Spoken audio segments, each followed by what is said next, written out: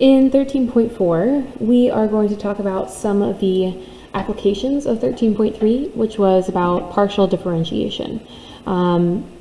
So just like we did in VC calculus, we're going to talk about tangent planes and using those tangent planes to make linear approximations of the surface. So when we were in VC calculus, we realized that a tangent line, two-dimensional, is a good approximation to a curve in a small interval, meaning really close to the point that we would actually like to know about.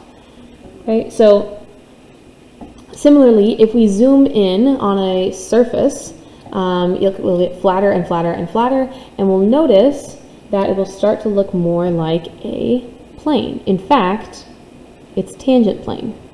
And so we can use the equation of that tangent plane to approximate the value of the surface in several places. So we're going to have a point that's on the surface, and the intersection of the plane, these planes, x equals x naught, y equals y naught, with that surface, forms two curves passing through that point. Okay, so think about it being like if we had some kind of surface and we were looking at this exact point, we would find, if we took a plane and cut it this way, we'd find that the intersection was a curve this way, and the other intersection would be a curve this way. And the plane determined by each of which, this curve and this curve, each of this has a tangent line. We can use both of those tangent lines to make a tangent plane. And that tangent plane is going to approximate this surface on some small interval around the point we actually care about. So let's develop this formula together. So also, no need to see page 943. I think that's actually the wrong page there. First important thing, what is the general formula for the equation of a plane? Hopefully you remember this from chapter 11 again. Okay, but I've got A, and I'm going to use lowercase for now, x minus x naught plus B, y minus y naught plus C, z minus z naught equals 0. Okay, so this is our general equation of a plane. In order to make it a surface, often we write things as z equals. So we're going to go ahead and subtract z to the other side.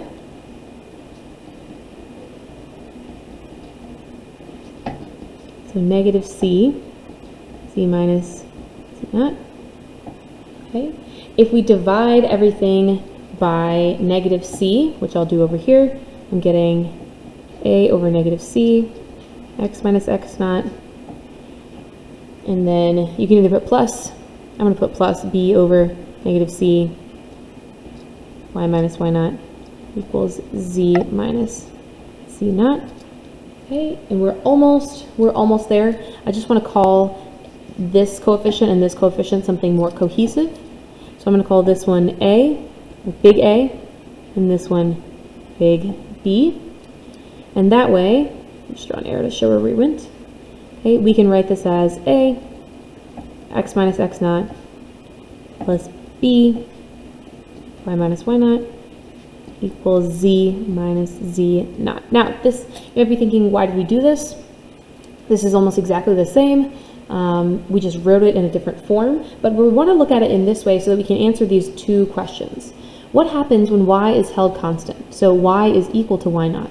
Then we get A, x minus x naught equals z minus z naught. And this is the equation of a line.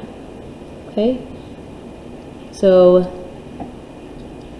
this is the equation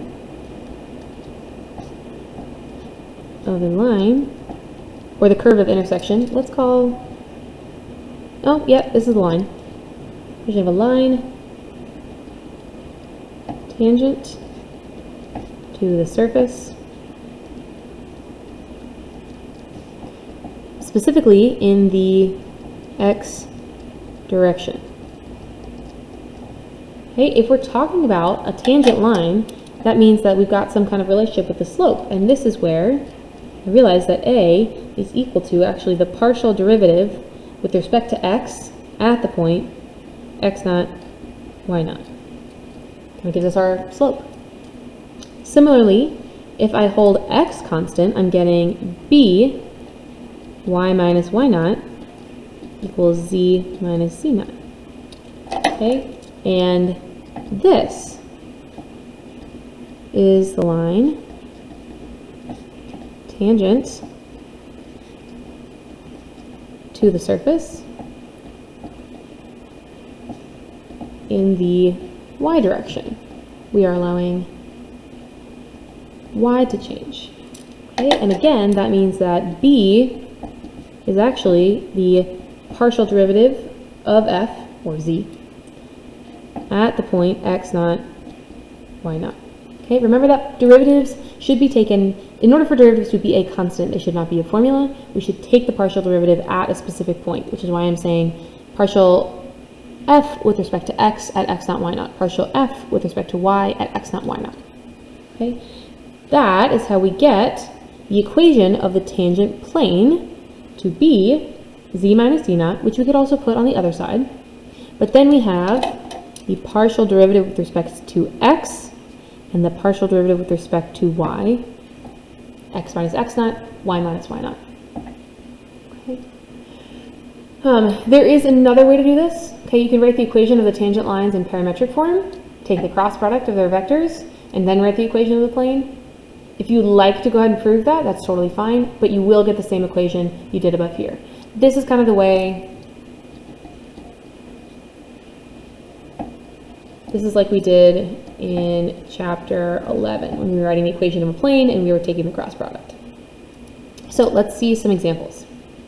Okay, so I'm trying to find the equation of the plane to this surface, okay, this surface here, at 1, 2, so at a specific point. In order to do that, I will need to take the partial derivative, so I'll take the partial with respect to x, and that's going to give me 0 minus 8x, 0, okay, at the point 1, 2, this is giving me negative 8. If I take the partial with respect to y, I'm getting 0, 0, negative 9y squared, and at the point 1, 2, that is giving me negative 4 times 9, 36. Okay? All right, and the last thing I need is, I was only given a 2-coordinate input. I do not have my output yet. So I need to know what z equals. Z of 1, 2 is 40 minus 4 times 1 minus 3 times 8, which is 24. All of that is equal to 12. Okay, so now I have all my elements. So my tangent plane is, if we follow the format from above, z minus 12 equals negative 8 x minus 1, negative 36 y minus 2. And that is our tangent plane. Okay. A different type of question, but involving the same thing, where is the tangent plane horizontal? The tangent plane is going to be horizontal when, usually we would think about slope being equal to 0, but here we have more than one slope, in quotes. So I would say all derivatives equal 0. So we're asking for where is the tangent plane horizontal, not what is the equation of the tangent plane. Although if you had a horizontal tangent plane, it should just be a z equals equation. We need to know where is that happening. So I need to take the partial with respect to x. Okay, so I will get 12x squared plus 6xy plus 0, and set that equal to 0. Okay, maybe I'll factor that. So I've got 6x. That leaves me with 2x plus y. Okay, but I also need zy to equal 0, and zy is 0, 3x squared minus 48. If I factor that, I'm getting x squared minus 16. Okay, this is a little bit clearer. I can get x equals 4 and x equals negative 4. Okay, if I plug that in to my equation over here, okay, because I also need zx to equal 0. Okay, I have an x here and then a y here. You can either plug it into the factored form or the original, whatever you would like. I think I'm going to plug it into the factored form. Okay, so I'm going to take this, maybe I'll do one over here and one on the side. So I've got 6 times 4, x equals 4, let's make sure I note that.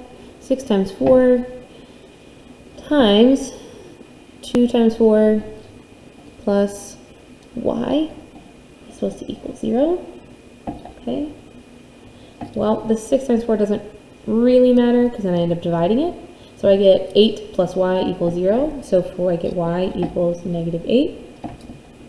Okay. If I do the same thing and I plug in negative 4 though, okay, again, the outside is not going to matter, but I am going to get negative 8 plus y equals 0 on the inside. So I'm going to get y equals 8. So there are two places where my tangent plane is horizontal at 4 comma negative 8 and negative 4, 8.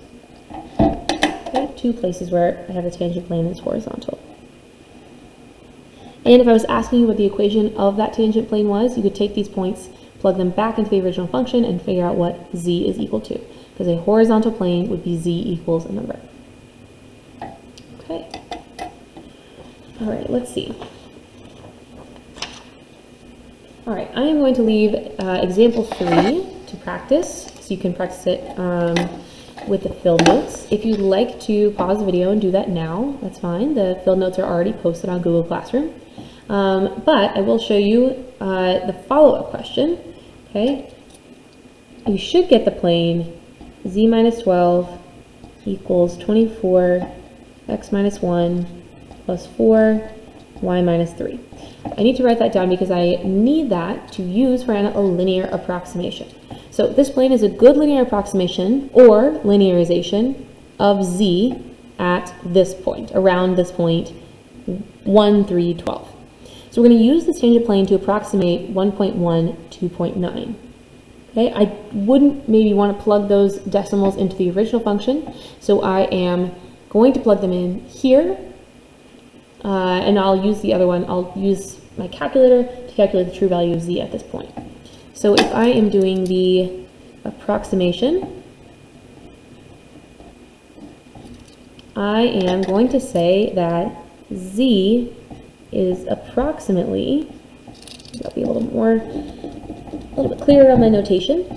Okay, z of 1.1, 2.9, oops, that's a decimal, is approximately, okay, using my tangent plane, 24 times 1.1 minus 1 is 0.1, plus 4 times negative 0.1 plus 12. I went ahead and I moved this 12 over to the other side. Okay, this will give me, I'm going to do this without a calculator real quick. Okay, so 2.4 minus 0.4 plus 12. Okay, that makes it really nice. I'm going to get 14. So z is approximately 14. If I'm going to do the actual calculations, and I have gone ahead and done it already in my calculator, but if I'm going to do the actual approximation, z of 1.1, oops, 2.9 is actually equal to 14.036. And I did this in my calculator using this function up here. Okay, so you can see that they're very similar. So around anywhere close to the point 1, 3, we can estimate a pretty good value for z using our tangent plane. This is exactly the same as estimating using the tangent line from BC calculus. So a couple of quick definitions. Okay, a linear function whose graph is this tangent plane we call the linearization. So if the question asks, find the linearization, you're going to find some L of x and y. Okay, linearization, set it equal to L, but it will be the equation for the tangent plane z. You will just have moved the constant to the other side, and that constant is here. This is actually z now, if you want to note that. Okay, but if I am asking you what is the approximation of z, then make sure that your notation changes and you have used this linear approximation. So f of x and y, or z of x and y, is approximately that tangent plane. Okay, just a little bit different in what we're asking for in a question. Just some kind of notation points here. Asking for the linearization, write me an equation. Asking for the linear approximation, use the same equation, but just write f of x and y is approximately that line. Okay? So be careful of notation. Is the tangent plane always a good approximation, though? A reminder, no. It is a bad approximation, far from the point of tangency. Okay, so that's going to be a pause on linear approximation. We want to focus on something else we can use the partial derivative for, and that is called the increment. So the increment we call delta z. Okay, this is a calculable, if I can spell that, calculable change in the z component. It's like measuring a tiny, tiny secant vector. So let me draw a really quick example over here. Make it a nice parabola. And let's say, here's a point, here's a point. This change in between here, and let's say this was like heights, maybe I sliced a paraboloid. Okay, this change in heights, measurable, is called delta z. Okay, but dz, okay, is called a differential. Okay, so this is an increment. This is a differential. Okay, this is an infinitesimally small change in the z component. So if I were to draw it on my little diagram, it would actually be like a tangent line. Okay, like a teeny tiny tangent line, instead of being a teeny tiny secant line. Okay, so this, a increment, is calculable. It is actually measuring the change between 2 points. A different, I did not spell that right.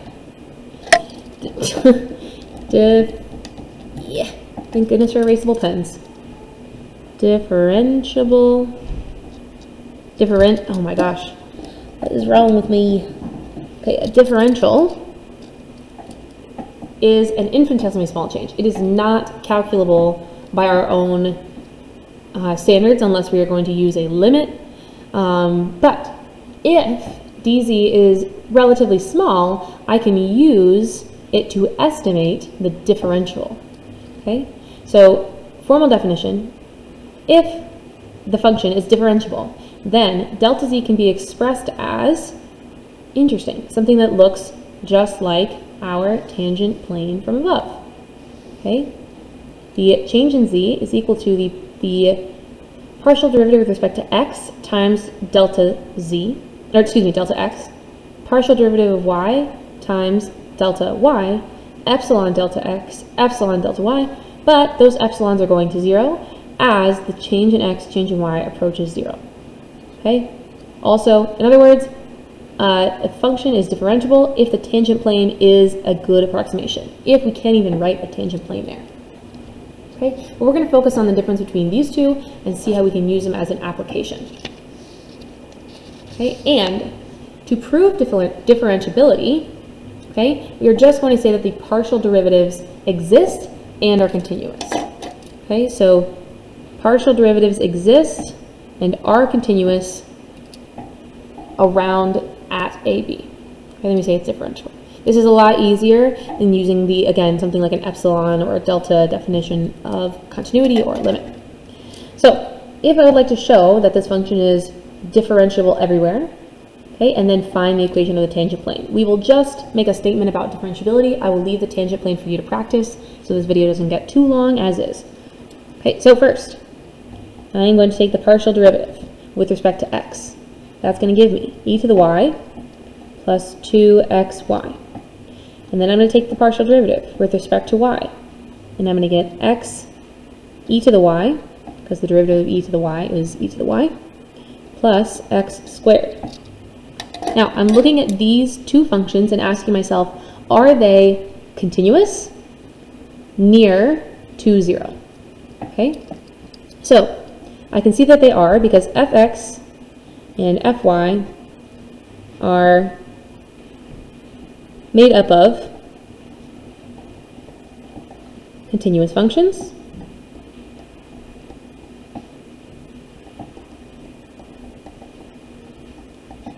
So fx and fy are continuous everywhere.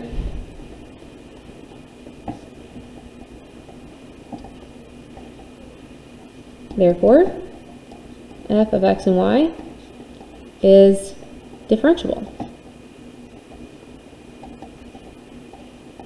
everywhere. It does not have to be that it has to be everywhere. Remember, I really just want to look close to the point I care about, 2, 0. So maybe I could have gotten a derivative that was not continuous at -5.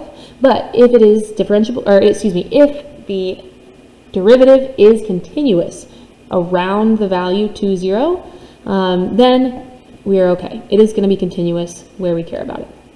Differentiable. Okay, so how do we use differentials? So, okay, differential, here it is dz. Okay, not delta z, but dz. And it is made up of the partial derivative with respect to x times dx plus the partial derivative with respect to y times dy, also written this way. And you can kind of see how when multiplying by the differential for x and the differential for y, algebraically it almost like eliminates. So you're just adding up the changes in z's to get a total differential in z.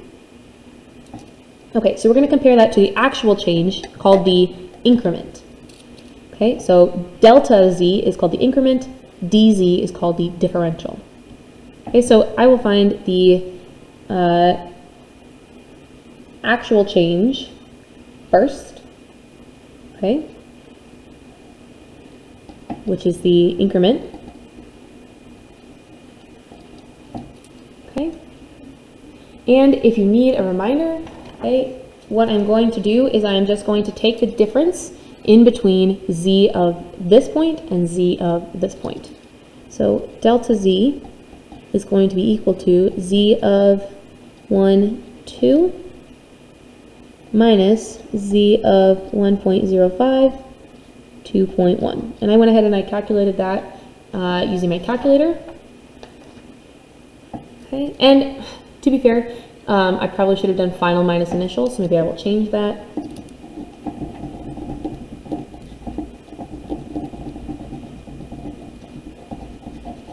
But you could have done it the other way as long as you, actually, I think it makes more sense to do final minus initial in this case. So 1.05, comma, 2.1 minus z of 1, comma 2. Okay, went ahead, calculated that, and I got 0.9225. Okay, so that is my increment of z. So when the values of the function changed in between 1, 2 and 1.05, 2.1, z changed by 0.9225. Okay, to find the differential, however, dz, okay, this is where I have to use this total differential formula. Okay, so first,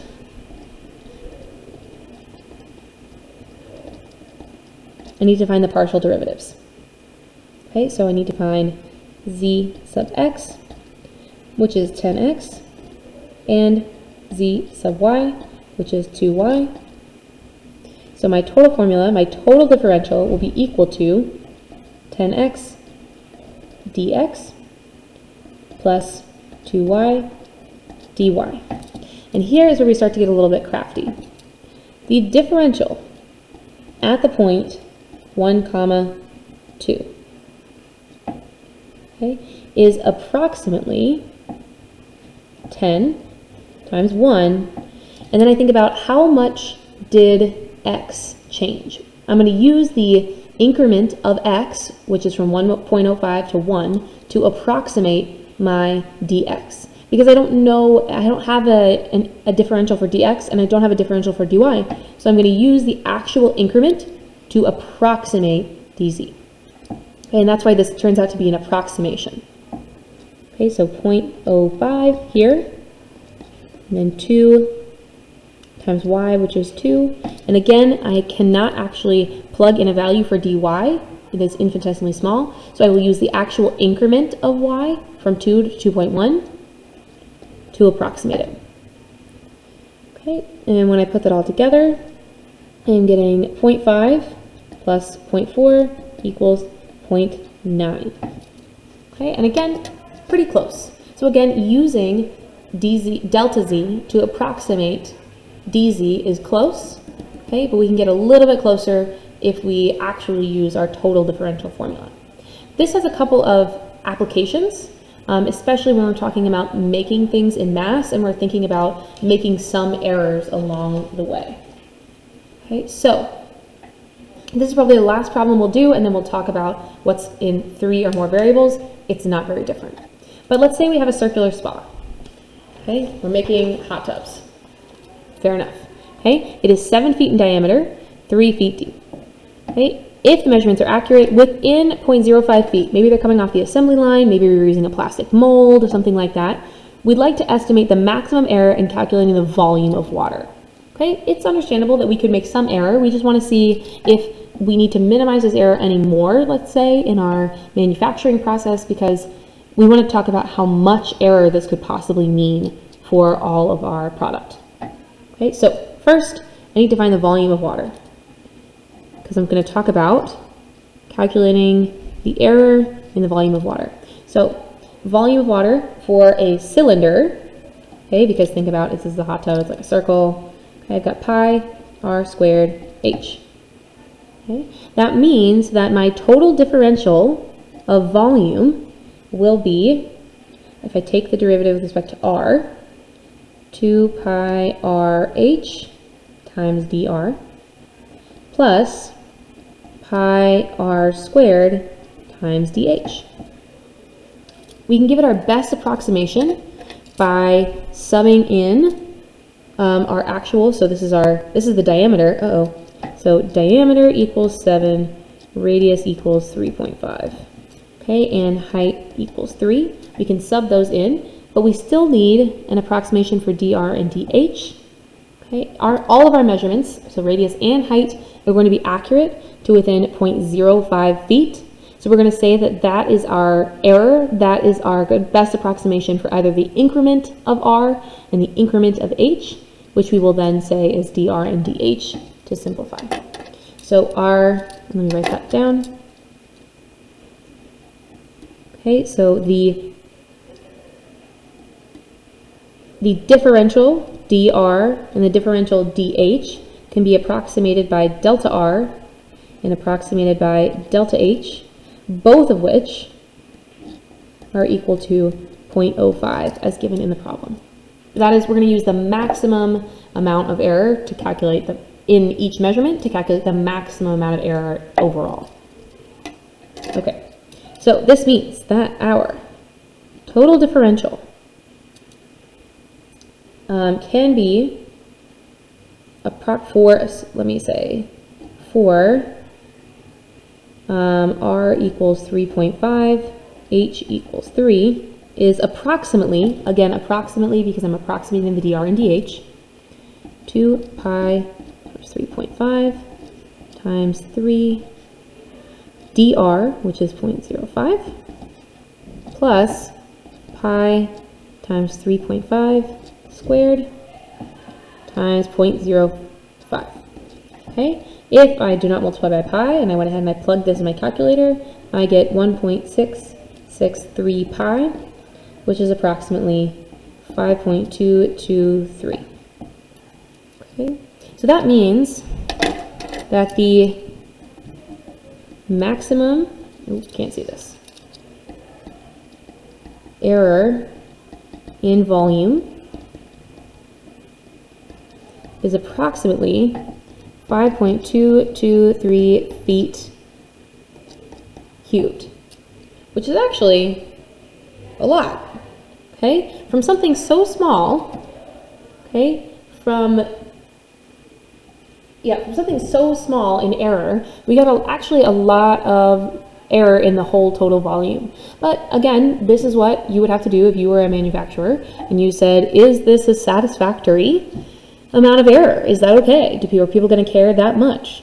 Or do I need to somehow minimize and make my machinery more accurate so that I can minimize this overall error?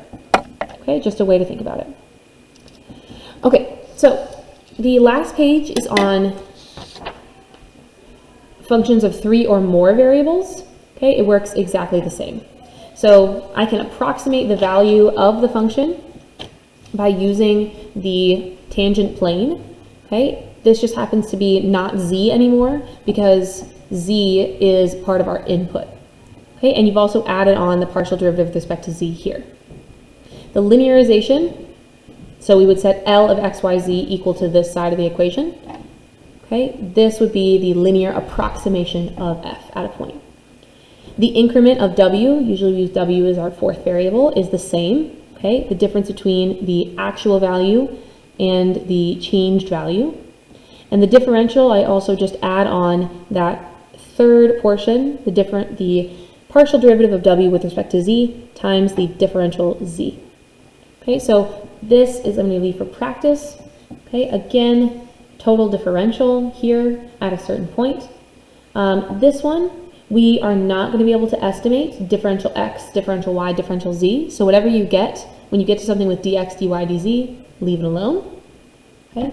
At the bottom, we have another application problems. Here, we're looking at what is the maximum error in our surface area. As we're coming up on the holidays, maybe we think about wrapping a gift. If we're going to make the same box, you know, how much wrapping paper are we going to need? If our box is made in error just by 0.2 centimeters in each dimension, how much error in the area will that produce? Okay, using differentials to estimate that, just like we did when making the hot tubs.